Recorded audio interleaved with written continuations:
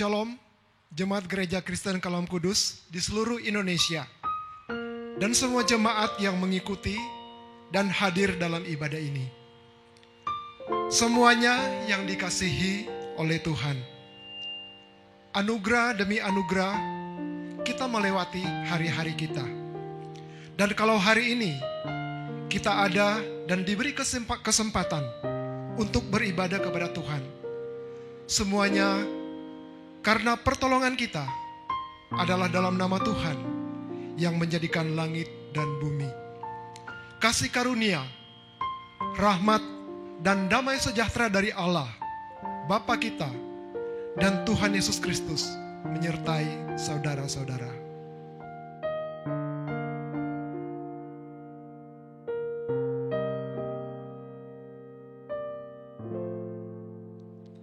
Sekali lagi saya rindu menyapa Bapak Ibu Saudara sekalian, Shalom. Kita bersyukur kepada Tuhan kalau hari ini kita bisa bersama-sama datang beribadah kepada Tuhan, berelasi dengan Tuhan. Karena itu saudara, dimanapun kita berada hari ini, datanglah dengan penuh kesungguhan. Dengan siapapun kita berada hari ini, datanglah dengan penuh kekaguman akan Tuhan. Dan mari saudara, kita responi panggilan Tuhan dengan hati yang penuh kesungguhan, pikiran yang terfokus hanya kepada pribadi Tuhan dan kemuliaan Tuhan saja. Mari datang ke hadapan Allah dengan penuh kerendahan, tetapi juga dengan penuh kekaguman akan pribadi Allah yang luar biasa itu. Sama seperti pemazmur berkata, tinggikanlah Tuhan Allah kita dan sujudlah menyembah kepada tumpuan kakinya. Kuduslah Ia. Bersama katakan, Holy, Holy, Holy, Lord God Almighty. Early in the morning, our soul shall rise to Thee. Holy, holy, holy, merciful and mighty, God in three persons, blessed Trinity. Mari dengan penuh kesungguhan rendahkan diri di hadapan Tuhan, bersama nyanyikan suci, suci, suci. Suci, suci, suci, Tuhan Maha Kuasa. Dikau kami puji di pagi yang teduh.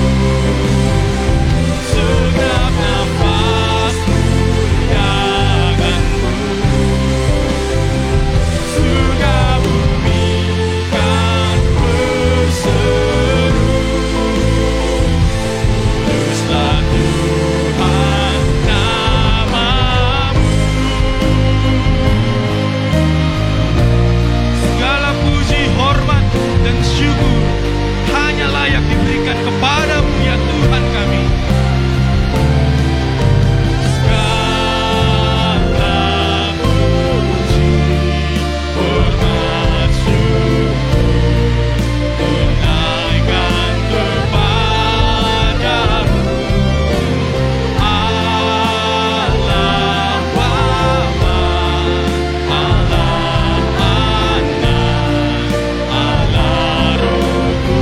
Katakan haleluya.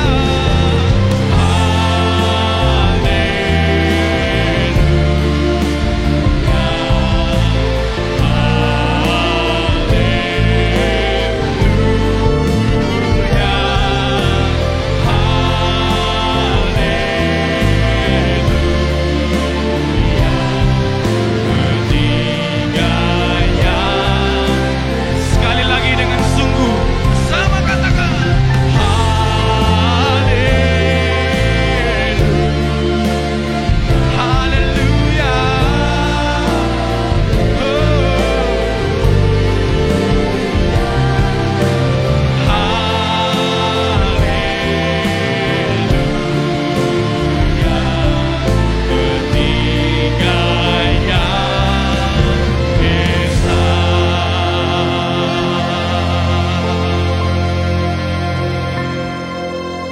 Mari kita tundukkan kepala.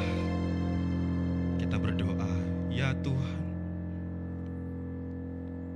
sungguh Engkaulah Tuhan. Engkau pencipta dan penguasa seluruh semesta. Engkau Allah yang sempurna. Engkau Allah yang kudus. Dan saat kami berhadapan denganmu, ya Tuhan, kami sadar bahwa sesungguhnya kami manusia celaka.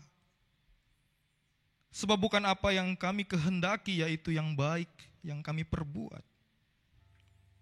Melainkan seringkali apa yang tidak kami kehendaki, yaitu yang jahat, yang justru seringkali kami perbuat.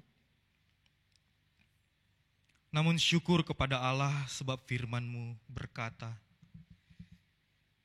jika kita mengaku dosa kita, maka Ia adalah setia dan adil, sehingga Ia akan mengampuni segala dosa kita dan menyucikan kita dari segala kejahatan. Firman-Mu berkata, jika kami mengaku dosa kami, ya Tuhan, maka Engkau adalah setia dan adil, sehingga Engkau akan mengampuni segala dosa kami dan menyucikan kami dari segala kejahatan. Karena itu hari ini, ya Tuhan, kami mau datang kepadamu, sumber terang itu. Dengarkanlah, ya Tuhan, jeritan pengakuan kami. Bapak Ibu Saudara sekalian, mari ambillah waktu tenang di hadapan Tuhan. Mohonkanlah belas kasihan Tuhan. Mohonkanlah pengampunan pribadi lepas pribadi.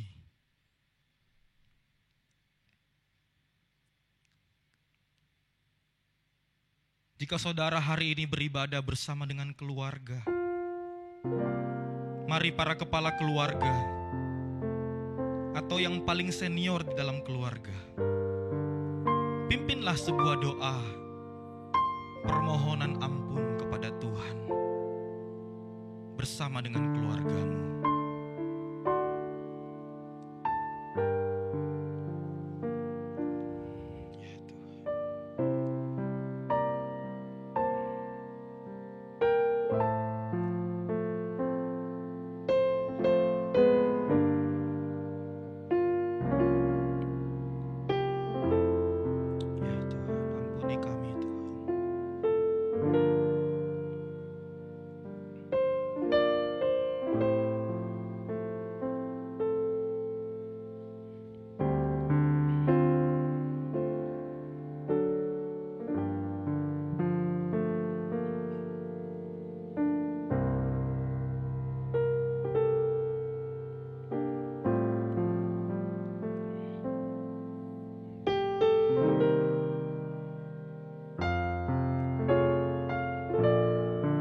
Ya Tuhan, sesungguhnya kami sadar bahwa kami tidak boleh bertekun di dalam dosa. Sebab manusia lama kami sesungguhnya telah disalibkan, mati dan dikuburkan bersama-sama dengan kematian Kristus. Dan kebangkitan Kristus menjamin setiap kami beroleh hidup yang baru. Hidup bagi Allah di dalam Kristus Yesus. Karena itu kiranya Roh Kudus, kuatkanlah kami untuk terus berjuang mempergunakan tubuh kami untuk dipakai oleh Tuhan menjadi alat kebenaran. Kami bersyukur ya Tuhan atas pembaharuan hidup yang Engkau anugerahkan bagi setiap kami. Dengan rasa syukur yang besar kami rindu terus memuji, meninggikan dan memuliakan nama-Mu, Tuhan Allah penebus dan pemelihara hidup kami. Dalam nama Yesus kami panjatkan doa kami. Bersama katakan, amin. Segala pujian, segala puji, hormat, syukur, kunaikan kepadamu, Allah Bapa, Allah Anak, Allah Roh Kudus. Segala puji,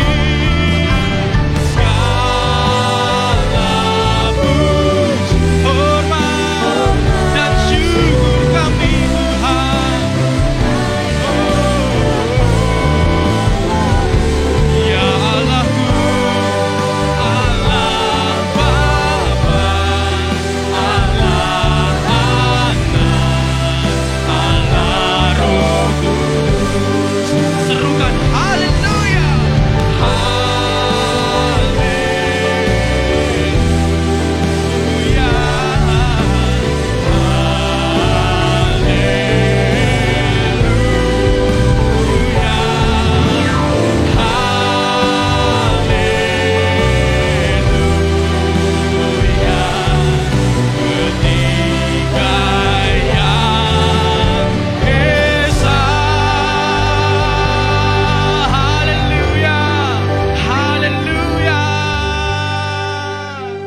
silakan duduk kembali Bapak Ibu Saudara sekalian.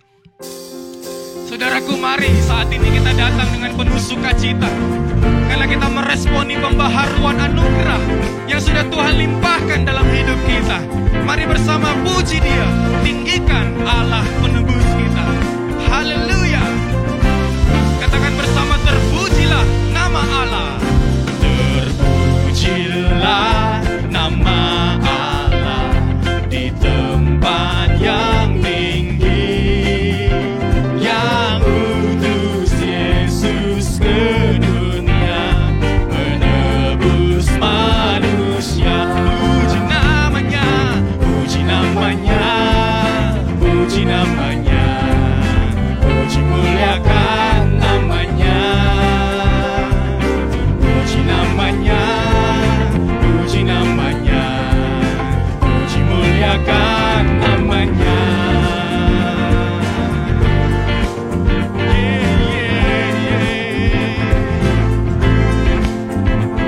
Nama Yesus penuh kuasa atas segalanya. Dengan penuh sukacita dan rasa syukur, bersama katakan, nama Yesus penuh kuasa atas segalanya.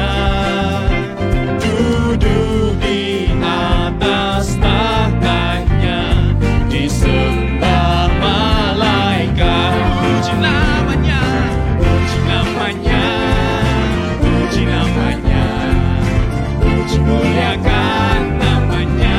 Puji namanya, puji namanya, puji namanya, puji muliakan namanya. Haleluya.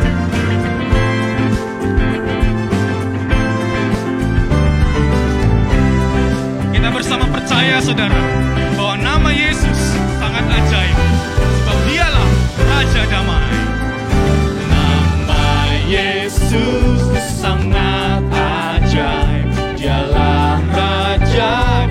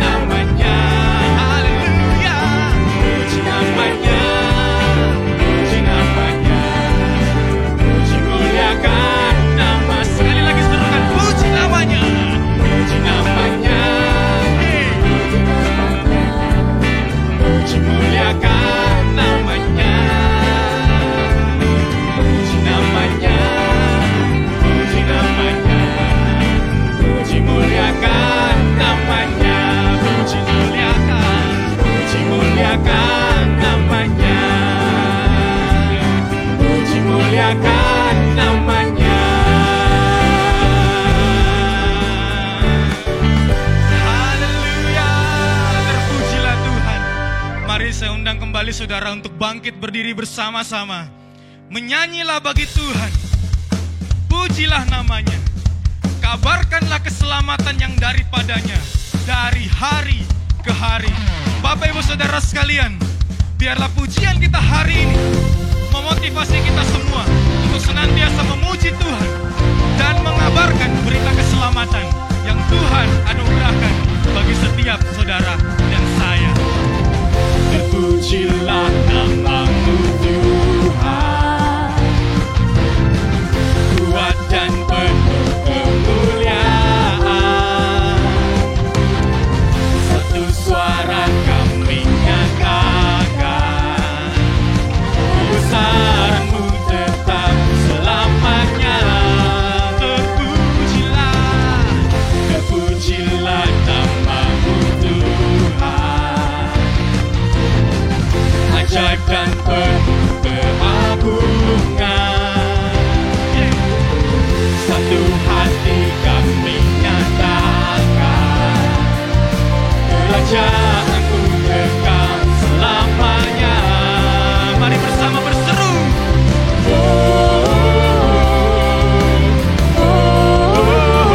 Engkaulah Raja atas dunia, yang menghancurkan kudus dan membebaskan jiwa. Kami bersorak bertepuk tangan. Engkau Tuhan berjaya dan memerintah untuk selamanya.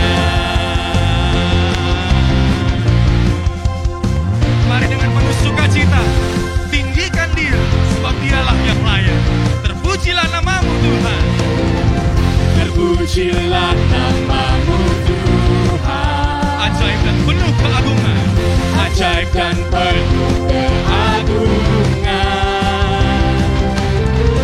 Satu hati kami nyatakan, kerajaan-Mu kekal selamanya. Mari bersama serukan.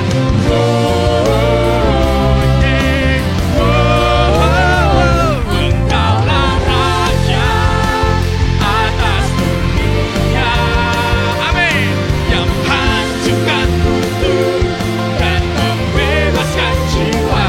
Kami bersorak bertepuk tangan. Kau Tuhan berjaya dan memerintah untuk. Engkaulah Raja atas dunia. Kami percaya Tuhan, yang menghancurkan kudus dan membebaskan jiwa.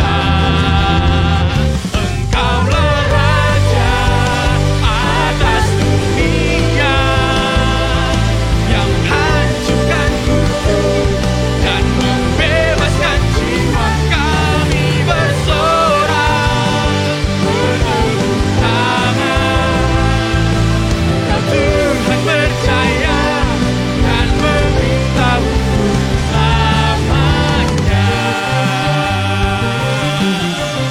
Segala pujian, hormat, dan juga syukur hanya bagi Tuhan. Haleluya, haleluya.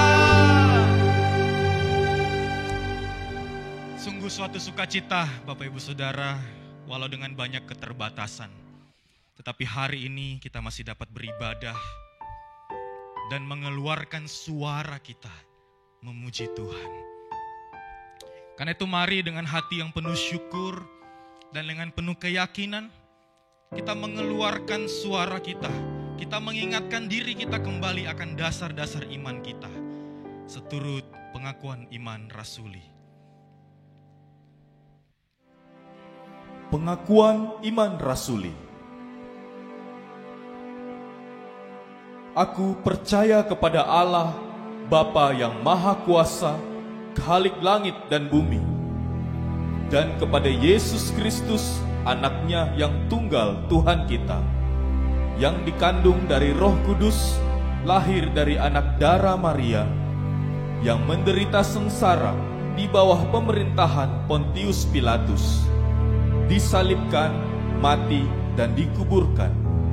turun ke dalam kerajaan maut. Pada hari yang ketiga, bangkit pula dari antara orang mati, naik ke surga, duduk di sebelah kanan Allah, Bapa yang Maha Kuasa. Dan dari sana Ia akan datang untuk menghakimi orang yang hidup dan yang mati. Aku percaya kepada Roh Kudus, gereja yang kudus dan am, persekutuan orang kudus, pengampunan dosa, kebangkitan tubuh, dan hidup yang kekal. Amin. Jemaat dipersilahkan duduk kembali.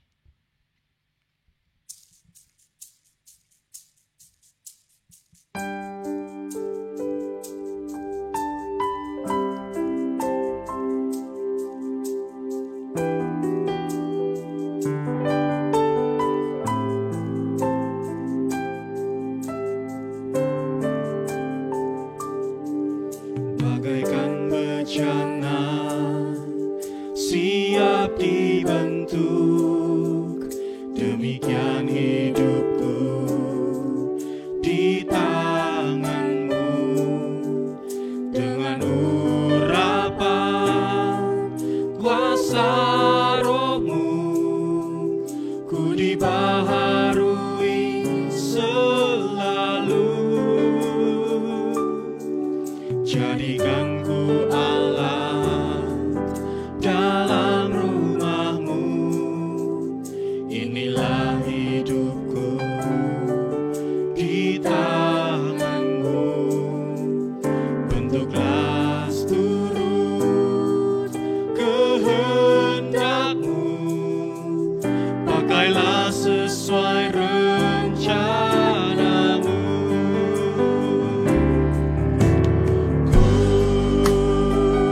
Mau seperti-Mu, Yesus,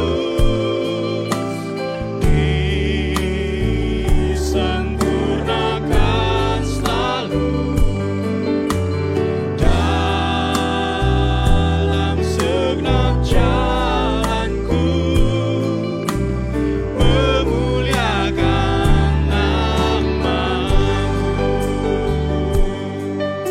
Jadikan pujian ini doa kita, saudara. Katakan, Jadikan ku Allah dalam rumah-Mu, inilah hidupku di tangan-Mu.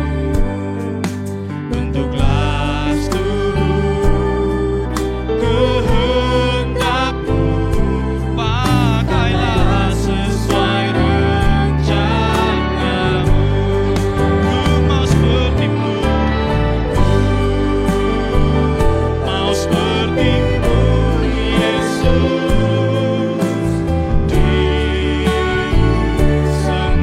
disempurnakan selalu dalam segenap jalanku, memuliakan nama-Mu.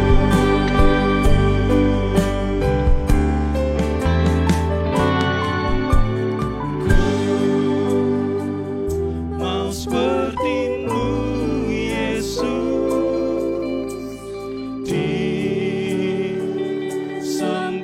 disempurnakan selalu dalam segenap jalanku, memuliakan nama-Mu. dalam segenap jalanku. Dalam segenap jalanku, memuliakan nama-Mu.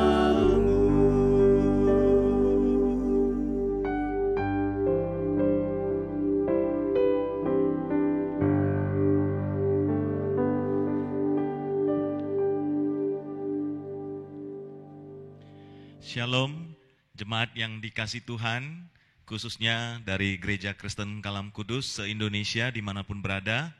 Kita bersyukur kita kembali boleh diberikan kesempatan untuk beribadah kepada Tuhan. Dan kita percaya meskipun kita ibadah secara online, Tuhan Yesus Kristus tetap hadir bersama-sama dan menyertai kita semua. Mari kita berdoa untuk memohon pimpinan Tuhan. Mari kita berdoa. Bapa di dalam surga, Tuhan kami Yesus Kristus, Gembala kami yang agung. Pada saat ini kami mau datang untuk membaca dan merenungkan kebenaran firman Tuhan. Kami mohon Engkau yang boleh menolong menuntun kami. Kami memohon Roh Kudus boleh memberikan hikmat bijaksana kepada hamba-Mu untuk boleh menguraikan kebenaran firman Tuhan. Dan kepada setiap jemaat yang mendengarkan, biarlah Tuhan yang menolong sehingga Tuhan boleh menyatakan kehendak-Mu kepada kami pribadi lepas pribadi.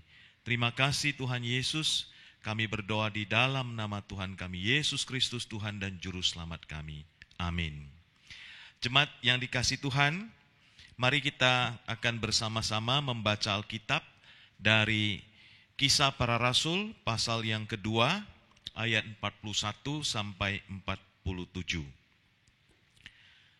Kisah Para Rasul pasal yang kedua ayat 41 sampai 47. LAI memberi judul Cara Hidup Jemaat yang Pertama. Demikian firman Tuhan. Orang-orang yang menerima perkataannya itu memberi diri dibaptis. Dan pada hari itu jumlah mereka bertambah kira-kira 3.000 jiwa. Mereka bertekun dalam pengajaran rasul-rasul dan dalam persekutuan. Dan mereka selalu berkumpul untuk memecahkan roti dan berdoa. Maka ketakutanlah mereka semua, sedang rasul-rasul itu mengadakan banyak mujizat dan tanda. Dan semua orang yang telah menjadi percaya tetap bersatu. Dan segala kepunyaan mereka adalah kepunyaan bersama. Dan selalu ada dari mereka yang menjual harta miliknya, lalu membagi-bagikannya kepada semua orang sesuai dengan keperluan masing-masing. Dengan bertekun dan dengan sehati mereka berkumpul tiap-tiap hari dalam bait Allah. Mereka memecahkan roti di rumah masing-masing dan secara bergirir dan makan bersama-sama dengan gembira dan dengan tulus hati sambil memuji Allah. Dan mereka disukai semua orang dan tiap-tiap hari Tuhan menambah jumlah mereka dengan orang yang diselamatkan. Jemaat yang dikasihi Tuhan, saya mengambil tema untuk kita bersama-sama pada hari ini adalah gerejaku, rumahku. My church is my home. Tema ini terinspirasi dari rekan-rekan Gereja Kristen Kalam Kudus BCS Jakarta yang di dalam minggu-minggu ini akan merenungkan pembinaan tentang eklesiologi atau doktrin tentang gereja. Bagaimana di tengah situasi pandemi ini kita tetap mencintai gereja kita, mencintai gereja Tuhan. Nah, saudara sekalian, kita belakangan sering ada istilah stay at home, work from home. Nah, saudara dan kita juga mungkin merasa gara-gara COVID, apakah gereja itu tutup lalu menjadi lebih sedikit gereja? Ada satu kalimat yang saya baca di sebuah artikel berjudul COVID-19 tidak menutup gereja, justru telah membuka lebih banyak gereja di rumah-rumah. Wah, kalimat ini saya rasa indah sekali dan memberikan semangat sekali kepada kita. COVID-19 tidak menutup pintu gereja, tetapi justru telah membuka lebih banyak gereja di rumah-rumah. Indah sekali kalimat ini. Maka saudara, saya memilih judul ini, My Church is my home. Kiranya dengan COVID-19 kita tidak bertambah putus asa atau kendor di dalam iman rohani kita, di dalam bergereja. Justru kita semakin semangat, semakin mencintai gereja kita. My church is my home. Nah saudara, kita melihat terlebih dahulu, kalau begitu apa sih arti kata gereja atau dari mana asal kata gereja? Kalau di dalam bahasa Indonesia yang pernah saya pelajari dulu berasal dari bahasa Portugis, yaitu igreja. Nah, dari mana asal kata igreja ini? Sebelumnya kita masuk dulu di dalam perjanjian lama. Kata gereja di dalam perjanjian lama berasal dari bahasa Ibrani yaitu kahal, yang artinya sekumpulan orang yang berhimpun bersama sebagai umat Allah. Umat Allah dikumpulkan, dihimpunkan oleh Allah, itulah yang disebut dengan kahal. Nah, lalu di dalam perjanjian baru, istilah gereja berasal dari kata Yunani yaitu ekklesia. Berasal dari kata ek, artinya keluar, dan kaleo atau memanggil, dipanggil. Jadi ekklesia adalah yang dipanggil keluar, yaitu orang-orang yang dipanggil keluar. Nah, saudara, kata ekklesia inilah di dalam bahasa Portugis menjadi igreja. Lalu bahasa Indonesia kita menjadi kata gereja. Kata ekklesia ini, saudara sekalian, juga muncul di dalam kalimat Tuhan Yesus Kristus di dalam Matius 16 ayat 18. Yesus berkata, "Aku pun berkata kepadamu, engkau adalah Petrus, dan di atas batu karang ini aku akan mendirikan jemaatku." Di situ dipakai kata ecclesian, dari kata ekklesia. Kemudian, seperti apa sih ekklesia ini yang artinya dipanggil keluar ini? Siapa sih gereja ini? Rasul Paulus memberikan satu pengertian tentang siapa itu gereja. Jadi gereja yang kita mau bahas di sini bukan gedungnya, tapi adalah orang-orangnya. Di dalam surat 1 Petrus pasal 1 ayat 2, Petrus memberikan definisi yang indah sekali. Dikatakan di situ, dia menulis surat kepada siapa? Kepada orang-orang di perantauan. Siapa itu? Mereka adalah orang Kristen, mereka adalah gereja. Siapa itu? Yaitu dikatakan orang-orang yang dipilih sesuai dengan rencana Allah Bapa kita. Dan yang dikuduskan oleh Roh, supaya taat kepada Yesus Kristus dan menerima percikan darahnya. Kiranya kasih karunia dan damai sejahtera makin melimpah atas kamu. Jadi siapa gereja? Siapa orang Kristen? Mereka adalah orang-orang yang dipilih sesuai dengan rencana Allah Bapa, kemudian dikuduskan oleh Roh, artinya dia digerakkan oleh Roh Kudus, dipimpin oleh Roh Kudus, supaya tergerak hatinya dan taat dan percaya kepada Yesus Kristus yang mengerjakan penebusan dosa melalui pengorbanan di atas kayu salib. Jadi gereja atau anak-anak Tuhan, orang-orang yang dipanggil keluar itu adalah sesuai dengan karya Allah Tritunggal. Ada Allah Bapa yang merencanakan. Ada Roh Kudus yang menguduskan, yang menggerakkan, yang menginsyafkan. Sehingga kita mau percaya kepada Yesus Kristus sebagai Tuhan dan Juru Selamat yang mengerjakan karya penebusan dosa di atas kayu salib. Kemudian saudara sekalian, Rasul Petrus juga mengatakan di dalam 1 Petrus pasal 2 ayat 9. Kamu bangsa yang terpilih, imamat yang rajani, bangsa yang kudus, umat kepunyaan Allah sendiri. Supaya kamu memberitakan perbuatan-perbuatan yang besar dari Dia, yang telah memanggil kamu keluar dari kegelapan menuju kepada terangnya yang ajaib. Inilah saudara yang disebut oleh Yesus jemaatku, ekklesio. Kamu yang dipanggil keluar dari mana? Dari kegelapan menuju kepada terangnya yang ajaib. Yang kemudian kita dipanggil, bukan hanya kita diselamatkan, tapi juga memberitakan kabar keselamatan itu kepada lebih banyak orang. Sehingga lebih banyak lagi gereja-gereja yang muncul. Nah saudara-saudara, my church, it's my home. Bukankah itu sebuah gambaran bahwa gereja adalah tempat yang nyaman, tempat kita bernaung, tempat kita bisa bertumbuh, tempat kita bisa berkarya, tempat kita bisa mengeluarkan segala potensi yang ada. Maka di dalam gambaran gereja, Alkitab juga memberikan banyak gambaran. Misalnya yang pertama, gereja disebut sebagai tubuh Kristus. Tuhan Yesus adalah kepalanya dan kita semua adalah anggota-anggotanya. Berarti kita harus bersatu sebagai tubuh Kristus dan melakukan segala fungsi kita yang digambarkan sebagai alat-alat tubuh itu. Kemudian gereja juga digambarkan mempelai perempuan dan Kristus adalah mempelai laki-laki. Di situ ada gambaran sukacita di dalam Kristus. Bahkan Tuhan Yesus sendiri menyebut, disitulah sukacitaku.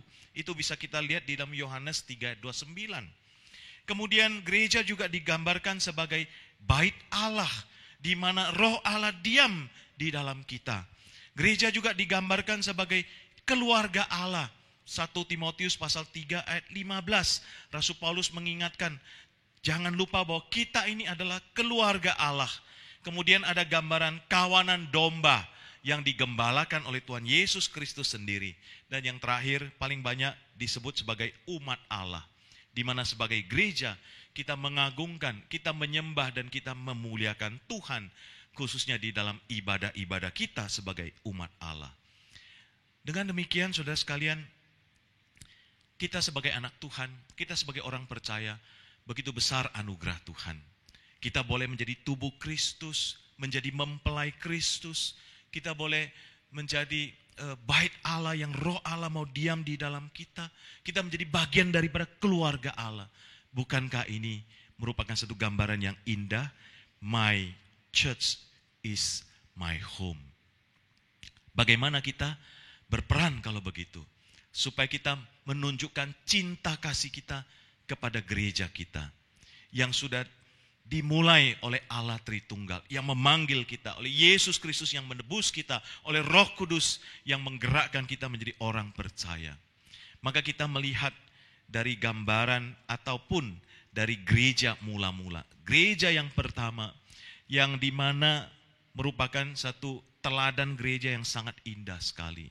Saudara sekalian, mereka baru menerima Roh Kudus. Di dalam Kisah Rasul pasal 2 ayat 39 itu dikatakan ada 3.000 orang. Jikalau mereka memberi diri dibaptis, maka mereka akan dikaruniai oleh Roh Kudus. Demikian kata Rasul Paulus. My church is my home. Setelah mereka dibaptis, mereka menjadi bagian dari gereja. Mereka menjadi bagian dari pengikut Kristus. Menjadi bagian dari orang-orang percaya. Apa yang mereka lakukan? Bagaimana mereka mengaplikasikan kehidupan mereka sebagai gereja mula-mula? Yang pertama, saudara sekalian, gereja mula-mula adalah gereja yang bertekun mendalami firman Tuhan. Bertekun mendalami firman Tuhan. Tadi kita baca di dalam pasal 2 ayat 42 dikatakan mereka bertekun dalam pengajaran rasul-rasul dan dalam persekutuan, dan mereka selalu berkumpul untuk memecahkan roti dan berdoa.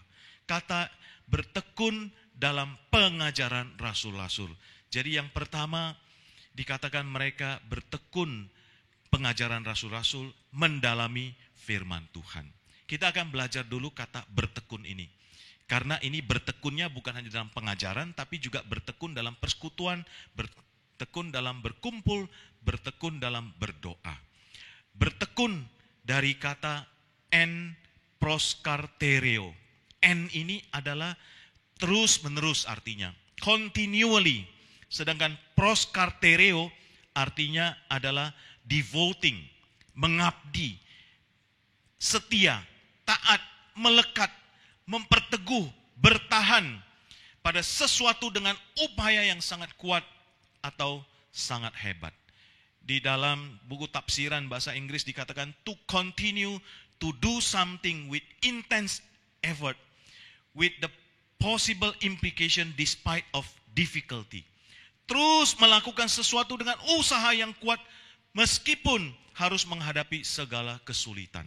Dan yang pertama di sini adalah mereka terus bertekun untuk belajar firman Tuhan. Terjemahan bahasa Inggris King James dikatakan they continued steadfastly in the apostle doctrines. Mereka terus menerus, continue terus dengan tekun belajar doktrin-doktrin daripada para rasul. Nah, saudara sekalian, mereka baru dipenuhi oleh Roh Kudus. Nah, salah satu ciri orang yang dipenuhi Roh Kudus adalah mereka mencintai firman Tuhan. Mereka rindu untuk terus diisi oleh kebenaran firman Tuhan. Karena dari sanalah mereka boleh semakin mengenal Allah yang menyatakan dirinya, yang mewahyukan dirinya melalui firman Tuhan. Maka saudara, seorang Teolog yang terkenal bernama John Stott mengatakan, a spirit-filled disciple is a scripture-filled disciple. Seorang murid yang dipenuhi oleh Roh Kudus adalah seorang murid yang juga dipenuhi oleh kitab suci. Because the Holy Spirit is the spirit of truth. Karena Roh Kudus adalah roh kebenaran. Yohanes 14 ayat 17. Demikian juga saudara sekalian di dalam tulisan Rasul Paulus, di dalam Efesus pasal 5 ayat 18 itu ada dikatakan hendaklah kamu dipenuhi oleh Roh Kudus. Nah, kata dipenuhi sama dengan kata-kata Paulus di dalam Kolose pasal 3 ayat 16, yaitu hendaklah perkataan Kristus diam di dalam kamu. Kata diam dengan kata dipenuhi, terjemahan bahasa Indonesia sebetulnya sama dipakai. Dengan kata lain saudara, orang Kristen yang mula-mula yang dikaruniai oleh Roh Kudus, maka mereka juga rindu untuk belajar dan memperdalam firman Tuhan. Ini yang menjadi ciri khas yang pertama, bertekun dalam belajar firman Tuhan. Kalau kita melihat ke perjanjian lama saudara sekalian, ketika Tuhan menghimpun umat Israel bisa keluar dari perbudakan Mesir, mereka dipanggil untuk menjadi umat Allah, menyembah kepada Allah yang benar, pencipta langit dan bumi. Maka saudara-saudara sekalian, di dalam kitab Ulangan 6 pasal 6 ayat 6, sebelum mereka masuk ke tanah Kanaan, maka saudara Musa dengan firman Tuhan mengatakan, hendaklah engkau ketahui bahwa Allah itu Esa dan seterusnya, kasihilah Tuhan Allahmu. Maka dilanjutkan dengan kata-kata, ajarkan berulang-ulang, bicarakan kepada anak-anakmu firman Tuhan. Waktu engkau duduk, waktu engkau jalan, waktu engkau berbaring, waktu engkau tidur. Jadi saudara, firman Tuhan menjadi satu awal untuk mereka masuk ke tanah Kanaan, untuk diajarkan berulang-ulang. Betapa penting sebagai umat Allah untuk kebenaran firman Tuhan ini. Nah saudara, kalau kita lihat Mazmur lagi, Mazmur ini dipakai di dalam ibadah-ibadah. Kita tahu umat Israel, pasal 1 langsung berbicara tentang berbahagialah orang yang kesukaannya adalah Taurat Tuhan, yang merenungkannya siang dan malam. Dia akan seperti pohon yang ditanam di tepi aliran air, lalu dia akan bertumbuh, dia akan menghasilkan buah. Artinya firman Tuhan begitu penting untuk pertumbuhan gereja. Lalu kalau kita lihat lagi di dalam Mazmur 119, ada 176 ayat yang berbicara, hampir setiap ayat ada berkaitan dengan firman Tuhan. Meskipun diulang-ulang dengan kata-kata yang lain, tetapi semuanya mengarah kepada firman Tuhan. Di Mazmur 119 muncul setiap ayat, hampir setiap ayat, yaitu kata Taurat Tuhan, perintah Tuhan, ajaran Tuhan, ketetapan Tuhan, janji Tuhan, firman Tuhan. Berulang-ulang. Dan kepada kita anak-anak muda, kita tahu bahwa Mazmur 119 ayat 9 dikatakan, dengan apakah seorang muda mempertahankan kelakuannya bersih, yaitu dengan kebenaran firman Tuhan. Nah inilah juga yang menjadi semangat daripada gereja atau jemaat yang mula-mula. My church is my home. Mereka rindu belajar firman Tuhan supaya semakin mengenal Tuhan Allah yang mereka percaya itu. Nah saudara-saudara sekalian, saya punya pengalaman mengajar anak SMA. Pernah satu kali ada seorang anak, kira-kira SMA kelas 2 ya, kelas yang baru yang saya masuk.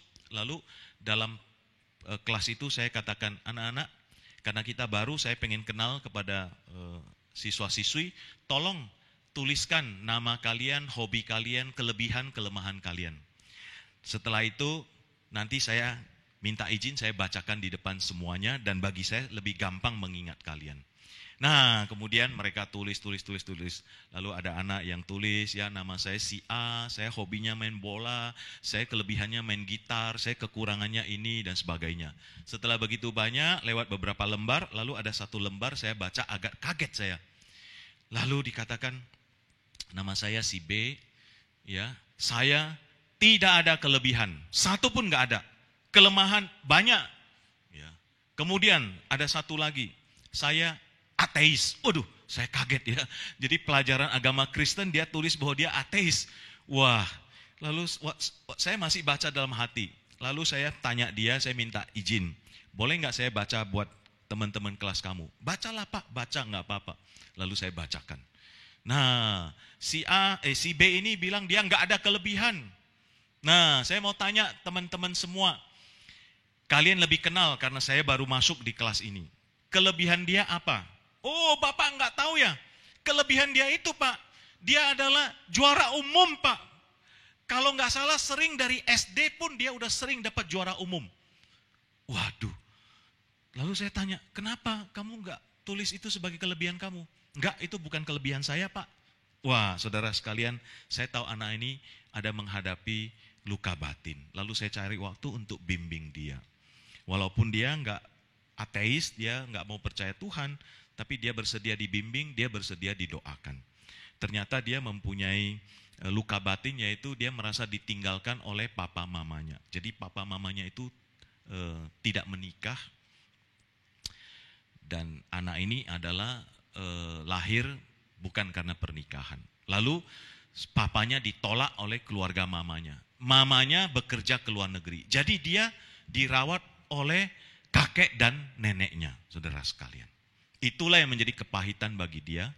Dan dia merasa malu sekali. Lalu kakek nenek mungkin juga salah mengasuh sehingga anak ini dianggap tanda petik anak yang bikin malu keluarga. Sehingga dia terobsesi untuk jadi juara supaya ada harga dirinya. Nah, saudara-saudara sekalian, singkat cerita, anak ini pun tamat. Beberapa tahun kemudian dia kuliah ke Malaysia. Satu kali saya ada tugas kuliah ke Malaysia, karena saya masih kontak-kontak dengan anak ini. Lalu saya tanya, saya ada di Malaysia, bisa ketemu nggak? Oke, ketemu. Nah, saudara, saya tanya, gimana keadaan kamu sekarang? Pergumulan kamu? Kamu ada ke gereja nggak sekarang? Gitu ya. Belakangan ini saya ikut persekutuan Kristen, Pak. Loh, kok bisa? Saya bilang, iya Pak. Saya menghadapi pergumulan yang sangat berat. Waktu saya kuliah di sini, tahun pertama, semester kedua, saya nggak dapat juara Pak. Dia maunya juara 1 terus. Saya hanya dapat 5 besar. Hebat dong, selamat. Apa hebat Pak? Gara-gara itu, saya stres dan depresi. Sampai-sampai saya pengen lompat dari asrama saya. Waduh, terus kamu gimana? Saya tanya. Tapi saya bersyukur. Walaupun awalnya saya ateis, gara-gara peristiwa ini, saya jadi teringat Pak. Waktu saya sekolah di Sekolah Kristen Kalam Kudus, dari TK sampai SMA, setiap hari sebelum masuk kelas, kita baris berbaris. Pasti ada doa, pasti ada memuji Tuhan, pasti ada baca ayat Alkitab dan hafal ayat Alkitab. Nah, di saat-saat saya sangat stres dan depresi, saya baru teringat ada Tuhan. Kenapa nggak coba berdoa sama Tuhan? Kenapa nggak coba minta tolong sama Tuhan? Supaya hidup saya nggak kacau, nggak depresi. Lalu dia mengingat kembali ayat-ayat firman Tuhan yang dia pernah ingat, yang dia pernah dapatkan. Saudara-saudara sekalian, dia katakan otomatis aja loh. Banyak, karena dia ini anak yang pintar ya. Berarti apa yang dia dengar itu dia bisa ingat di dalam memorinya cukup lama. Nah saudara, dia ingat kisah tentang domba yang sesat. Dia ingat tentang Tuhan adalah gembala yang baik. Dia ingat akan Mazmur 23 dan seterusnya. Itu yang menolong dia. Dia ingat di dalam Yakobus ada hikmat dari atas, hikmat dari bawah. Dia bilang hidup saya kacau karena hikmat dari bawah, yang dari iblis, yang ada kekacauan itu. Lalu kemudian dia berdoa mulai mencari Tuhan. Nah saudara-saudara, dari kesaksian saya ini kita melihat betapa pentingnya firman Tuhan. Walaupun kadang-kadang kita rasa untuk apa sih baca terus, bosan dan sebagainya. Tapi itu sangat berguna bagi kita. Pertumbuhan kita, pengenalan kita, bahkan di saat-saat yang paling berat, firman Tuhan itulah yang nanti akan mendorong dan menolong kita. Saya percaya di dalam beberapa bulan ini, firman Tuhan yang dibawa selalu mengingatkan dan menguatkan kita di tengah-tengah pandemi virus COVID-19 ini. Itulah kekuatan daripada firman Tuhan. Yang kedua, saudara sekalian, my church is my home. Apa yang dilakukan lagi oleh jemaat mula-mula? Yang kedua adalah gereja yang bertekun dalam persekutuan dan dalam berbagi. Saudara, tadi dikatakan mereka bertekun dalam pengajaran rasul-rasul dan dalam persekutuan. Kata persekutuan ini adalah belonging together in something. Bahasa Yunaninya adalah koinonia. Jadi ini adalah persekutuan. Rasa memiliki satu dengan yang lainnya. Nah, saudara sekalian, tetapi kalau kita melihat lebih banyak dari ayat firman Tuhan, maka persekutuan kita yang satu dengan yang lainnya adalah persekutuan kita dengan Allah Bapa dan Anaknya. Misalnya di dalam 1 Yohanes pasal 1 ayat 3, kata koinonia muncul di sana, yaitu supaya kamu pun beroleh persekutuan dengan kami. Dan persekutuan kami adalah persekutuan dengan Bapa dan dengan Anaknya Yesus Kristus. Kemudian di dalam 2 Korintus 13 ayat 13, Rasul Paulus berkata, kasih karunia Tuhan Yesus Kristus dan kasih Allah dan persekutuan Roh Kudus menyertai kamu sekalian. Jadi saudara, mereka tekun di dalam persekutuan bukan hanya di antara mereka saja, tetapi Allah Bapa, Tuhan Yesus Kristus, Roh Kudus juga merupakan berbagian di dalam satu persekutuan dengan mereka. Nah saudara, di dalam bahasa Inggris seorang penafsir mengatakan, we share in God Himself. Kita berbagi dengan Allah sendiri, in which and from which we share with one another. Dari persekutuan dengan Allah sendiri itulah kita juga berbagi dan bersekutu satu dengan yang lainnya. Persekutuan kita secara vertikal dengan Allah Tritunggal menyebabkan kita punya persekutuan yang indah dengan sesama kita. Nah, persekutuan di dalam jemaat mula-mula ini ditandai dengan apa? Kalau kita baca ayat-ayat yang seterusnya dikatakan mereka tetap bersatu. Artinya apapun yang terjadi, mereka mengutamakan kesatuan, kerukunan.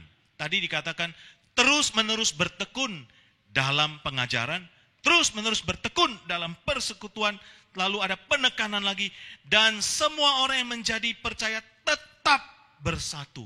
Ini adalah tanda yang indah dari my church, my home.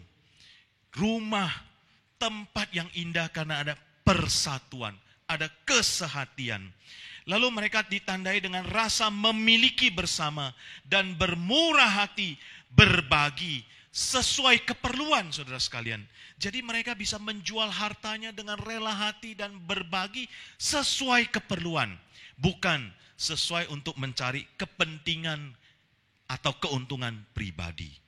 Nah, saudara sekalian, dan mereka juga bukan mau cari popularitas supaya dianggap orang yang dermawan, dipuji untuk berbagi. Bukan, tapi mereka betul-betul karena didasarkan akan persekutuan itu.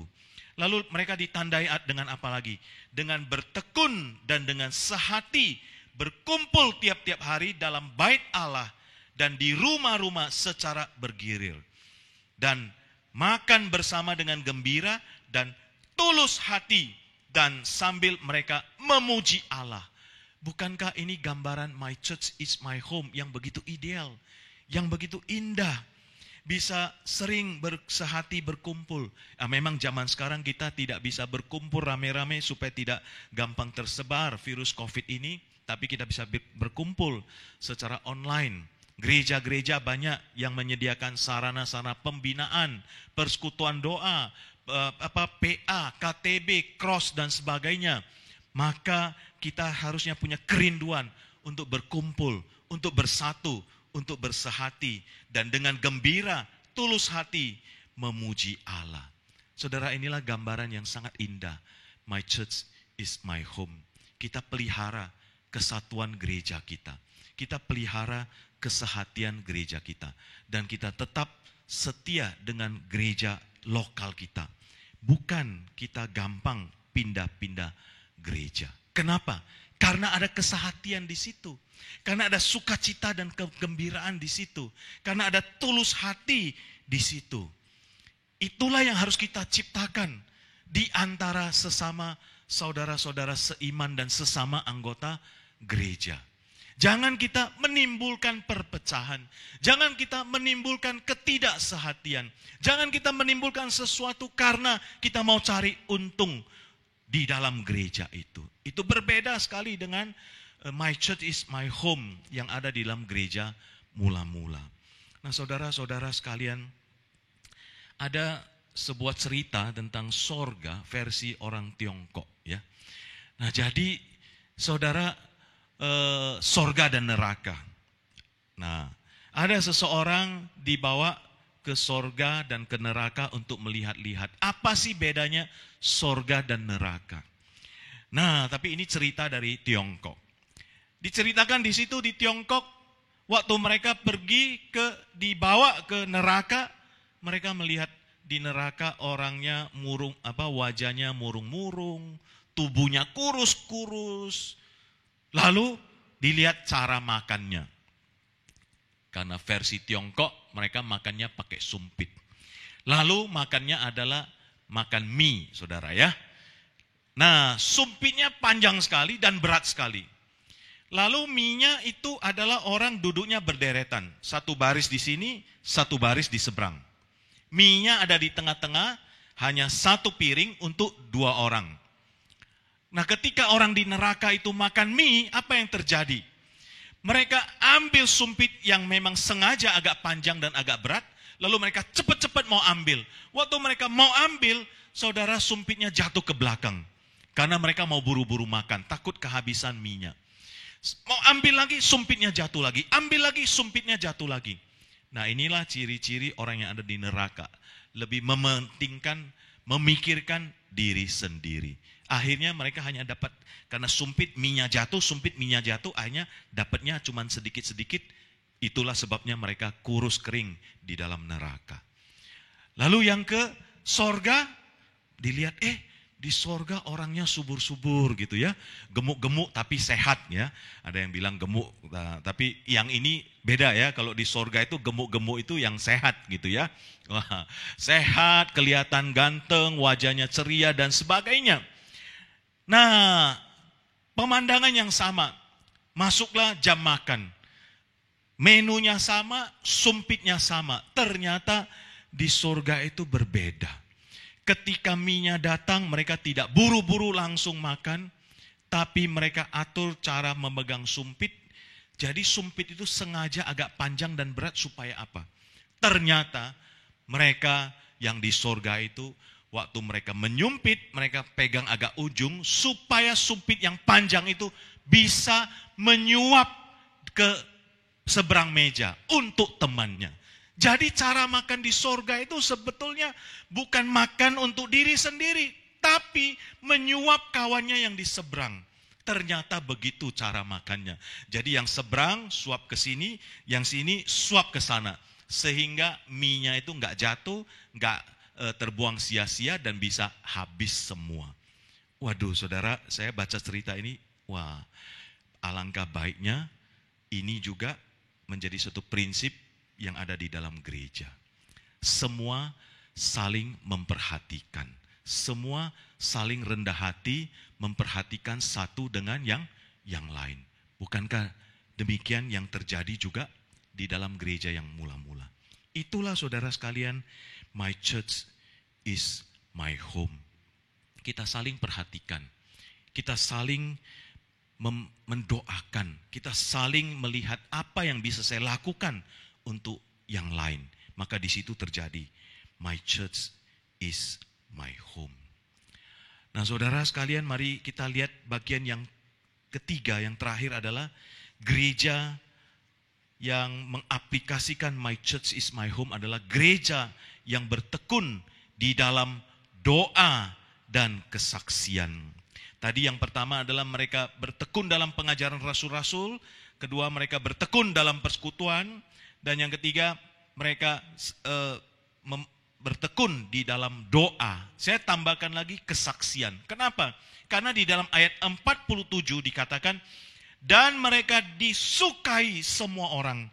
Dan tiap-tiap hari Tuhan menambah jumlah mereka dengan orang yang diselamatkan. Itu berarti mereka selain tekun berdoa, mereka juga memberikan kesaksian hidup yang baik sehingga mereka disukai semua orang. Dan hasilnya Tuhan menambahkan jiwa-jiwa baru kepada mereka tiap-tiap hari. Saudara sekalian, selain kita rajin belajar firman Tuhan, selain kita menjaga persekutuan yang baik, kita rajin juga harus berdoa dan kesaksian. Kisah Rasul pasal 1 ayat 14, di sana para rasul, murid-murid Tuhan Yesus berkumpul untuk berdoa menantikan Roh Kudus yang dijanjikan. Kisah Rasul pasal 1 ayat 24, mereka berdoa untuk mencari siapa yang menggantikan Yudas Iskariot. Kisah Rasul pasal 4 ayat 23 sampai 31, di sana mereka berdoa karena ada tekanan dari Herodes, dari Pontius Pilatus kepada jemaat mula-mula. Kisah Rasul pasal 6 ayat 4, mereka berdoa untuk memilih pemimpin yang akan melayani meja atau melayani diakonia, melayani para janda. Yang di situ salah satunya kita kenal Stefanus. Kisah Rasul pasal 8 ayat 14 sampai 15, mereka tekun berdoa untuk pekerjaan misi di Samaria dan di tempat-tempat yang lain.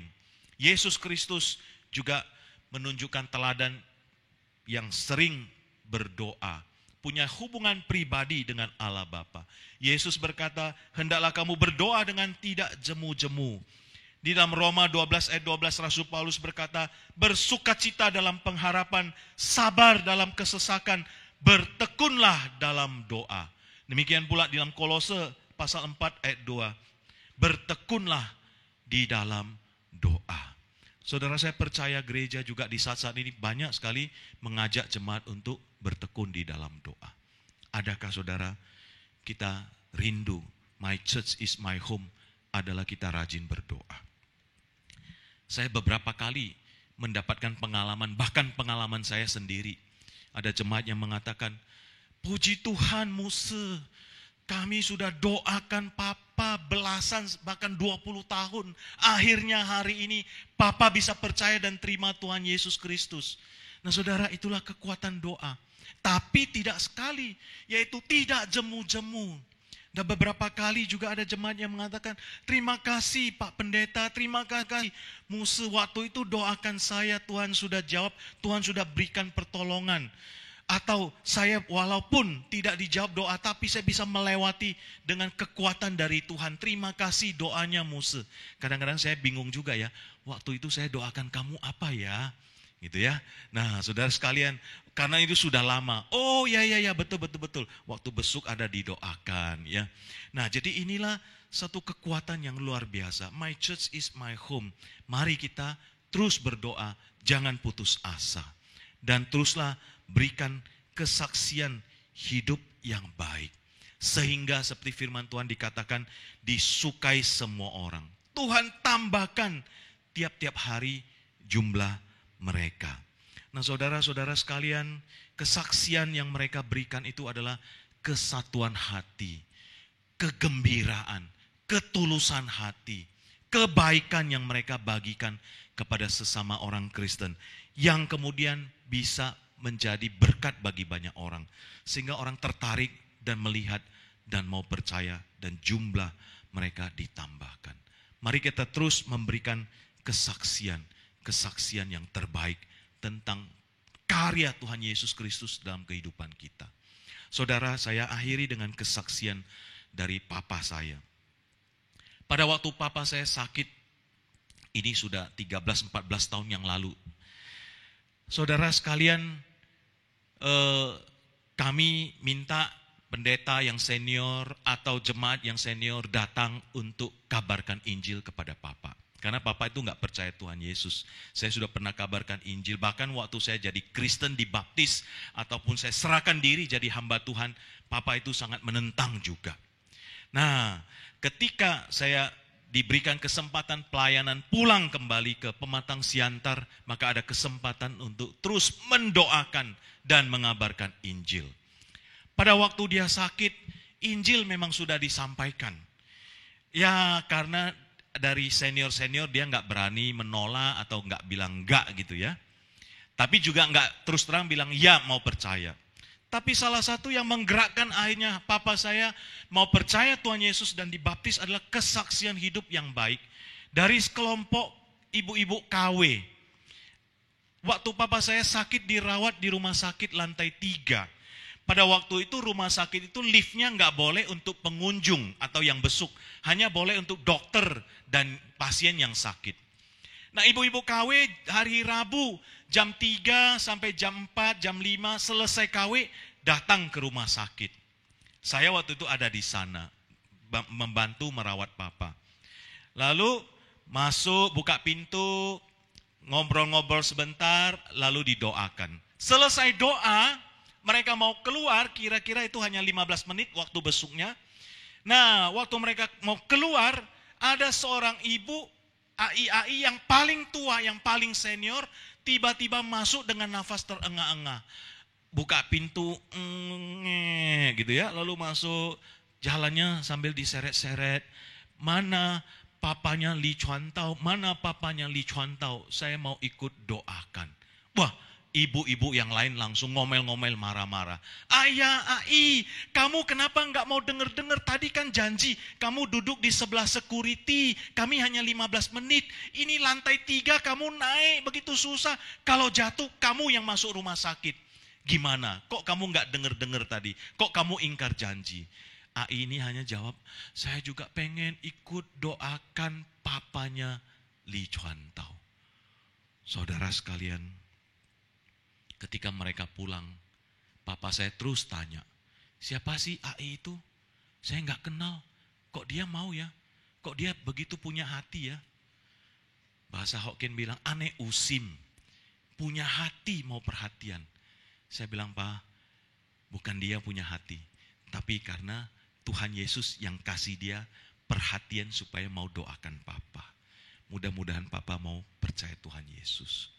Singkat cerita saudara, papa saya pada waktu parah-parahnya memang di rumah sakit itu, dia akhirnya minta diri untuk dibaptis. Dia yang minta, bukan kita yang bujuk. Memang saudara, penginjilan itu menjadi satu pengetahuan, pengenalan akan Tuhan, karya Tuhan. Betul, saya percaya itu tidak sia-sia.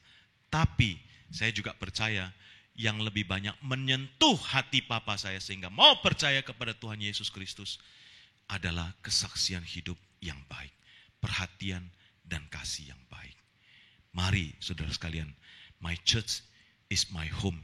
Kita tunjukkan kesaksian hidup yang lebih baik lagi untuk memenangkan lebih banyak jiwa, untuk boleh menjadi kekuatan, untuk boleh membangun sesama saudara seiman. Inilah yang bisa kita lakukan kalau kita mencintai gereja kita. My church is my home. Bertekun dalam pengajaran firman Tuhan, bertekun dalam persekutuan, bertekun di dalam doa dan kesaksian.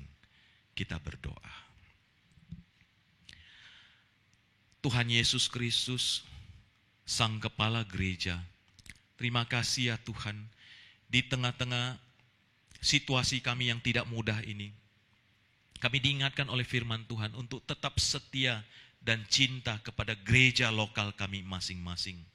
Jikalau ada di antara gereja kami yang mengalami kesulitan, di antara sesama anggota ataupun di dalam operasional gereja mengalami kesulitan, biarlah Tuhan kami semua sebagai anak-anak Tuhan, sebagai gereja di mana kami menganggap gereja kami adalah rumah kami sendiri, kami sama-sama membangun gereja kami sama-sama mencintai gereja kami sama-sama bertekun belajar firman Tuhan, berdoa dan bersaksi demi kemuliaan bagi nama Tuhan. Terima kasih ya Bapa, terpujilah namamu, dengarlah seruan doa kami. Di dalam nama Tuhan Yesus Kristus kami berdoa, kami ucapkan syukur. Amin. Tuhan Yesus memberkati kita sekalian. Amin. Shalom, saudara-saudari yang terkasih dalam Tuhan, baik yang ada di rumah, baik yang sendirian ataupun bersama dengan keluarga, baik juga gereja di BCS Central Park Jakarta ataupun juga gereja-gereja Kristen Kalam Kudus di Indonesia dari penghujung Pulau Sumatera sampai Pulau Papua. hari ini kita beribadah bersama dan kita mengucap syukur hari ini kita sudah dilayani oleh Pendeta Alipin. Ya, kita mengucap syukur kita pasti diberkati oleh firman Tuhan yang sudah disampaikan oleh beliau. Pendeta Alipin adalah Sekretaris Umum Sinode Gereja Kristen Kalam Kudus di Indonesia. Dan juga kami mengucap syukur terima kasih untuk semua rekan-rekan yang hari ini sudah melayani. Tuhan memberkati rekan-rekan semuanya. Bapak Ibu Saudara-saudara yang terkasih dalam Tuhan, ada beberapa hal yang hendak ingin kami sampaikan. Untuk di BCS Jakarta itu ada PMC atau Pre-Marital Class semester depan akan dilaksanakan pada tanggal 9 Agustus sampai 25 Oktober 2020. Jadi silahkan bagi saudara-saudari yang akan menikah dapat mendaftarkan diri melalui website ataupun Google Form yang kami sediakan. PMC ini akan dipimpin oleh penginjil Megawati Cahyono dan juga tim mentor yang sudah dipersiapkan. Oleh sebab itu, mari silahkan saudara-saudari yang akan menikah boleh mendaftarkan diri.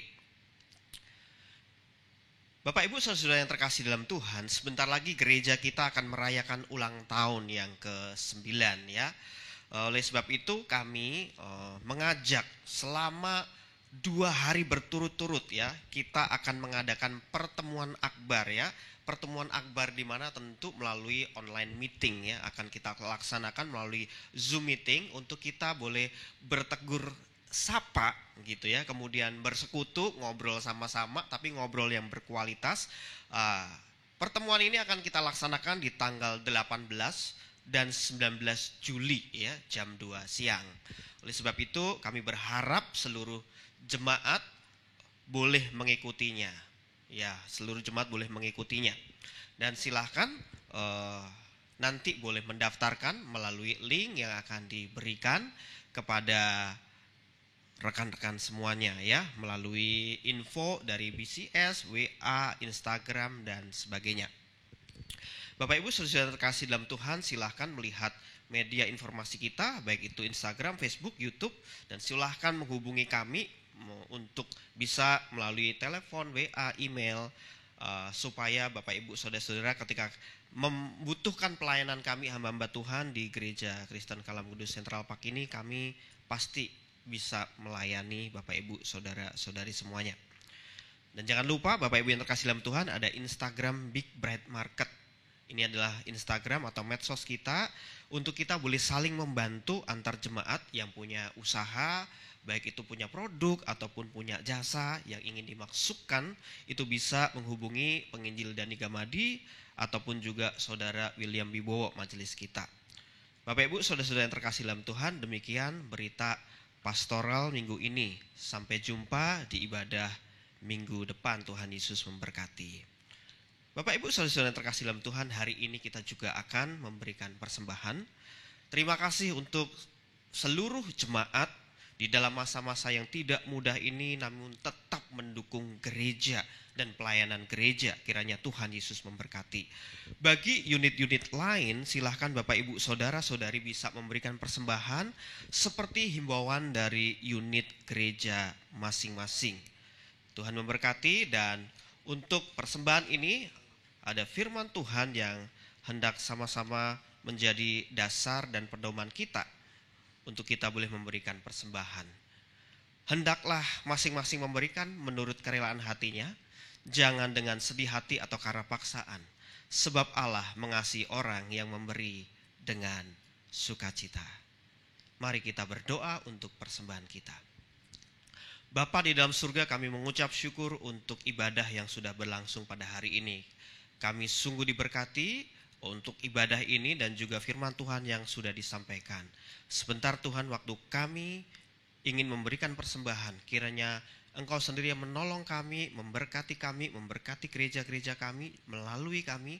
Tatkala kami memberikan persembahan ini boleh dikelola sebaik-baiknya, sesuai dengan hikmat yang diberikan oleh Tuhan dan dengan hati yang takut akan Tuhan.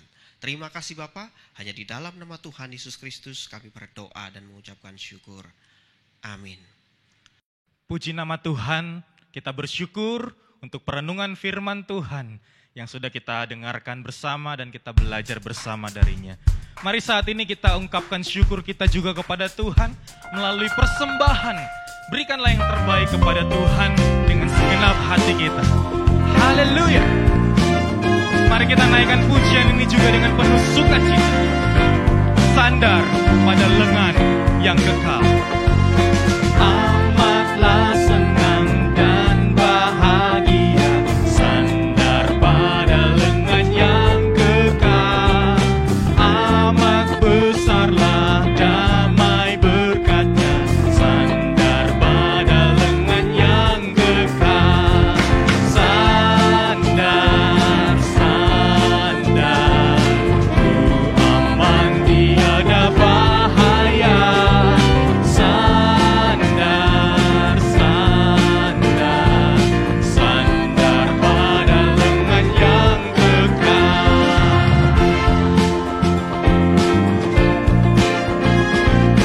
Mari kita bertepuk tangan bersama, tanda sukacita kita kepada Tuhan.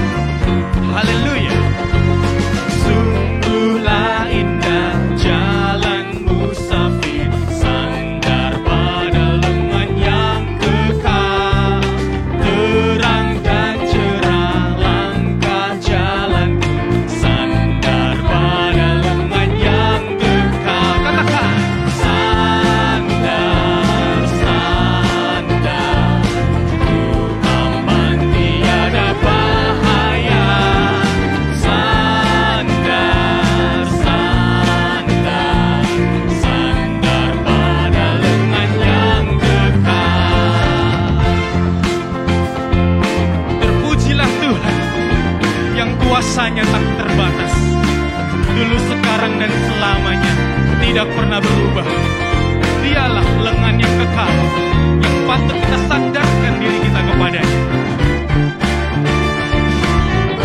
Takkan cemas, ku takkan takut, sandar pada lengan yang kekal. Hatiku aman dia di sisiku, sandar pada lengan yang kekal. Katakan, sandar, sandar, ku aman tiada bahaya.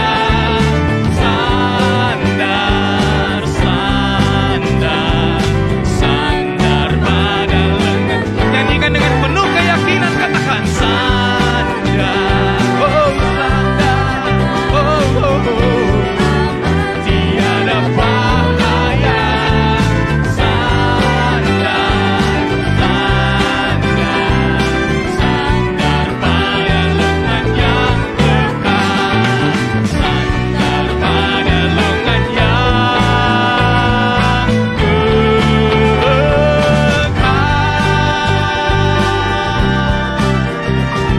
haleluya. Terpujilah Tuhan.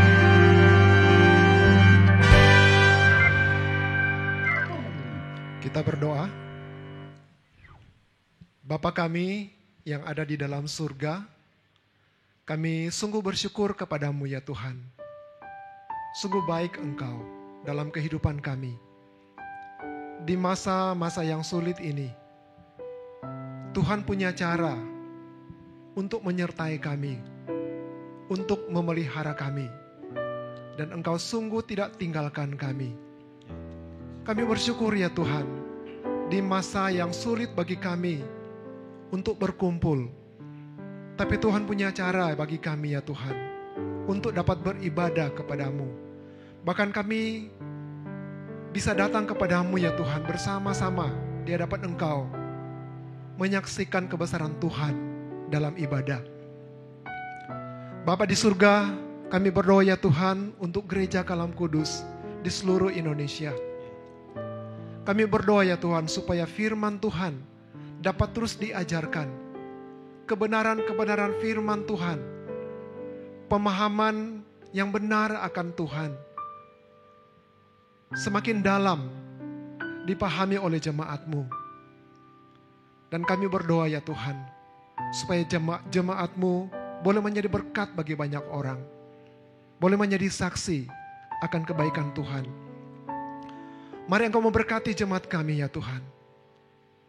Mari Engkau memberkati jemaat-Mu, berkati usaha, pekerjaan mereka, berkati keluarga mereka ya Tuhan. Pimpin mereka. Kami serahkan jemaat-Mu dalam tangan-Mu ya Tuhan. Bapa di surga, kami juga mau berdoa bagi pemerintah kami. Kami serahkan pemerintah dalam tangan-Mu. Mereka yang bekerja ya Tuhan dengan keras. Mereka yang bekerja dengan sungguh-sungguh untuk bangsa ini. Kami mau serahkan mereka dalam tangan-Mu ya Tuhan. Kami serahkan presiden, wakil presiden.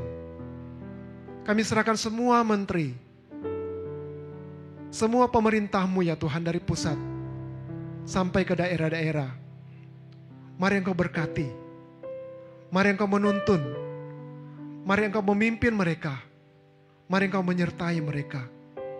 Biarlah hikmat yang dari Tuhan saja yang menguasai mereka, dan mereka boleh bekerja dengan penuh tanggung jawab, dan Tuhan yang menuntun mereka. Terima kasih Bapa.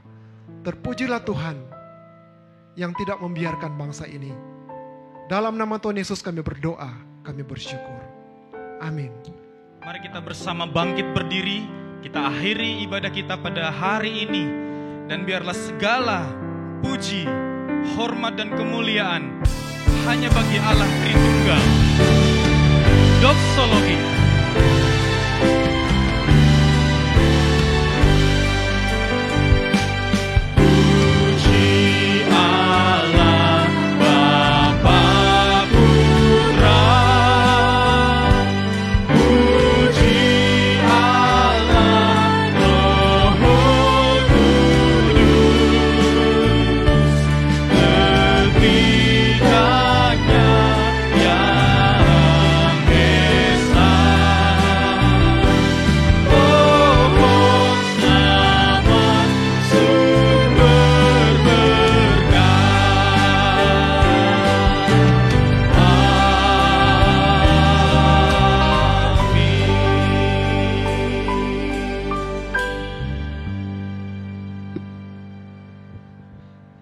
Jemaat Tuhan, arahkanlah hatimu kepada Tuhan dan terimalah berkat Tuhan.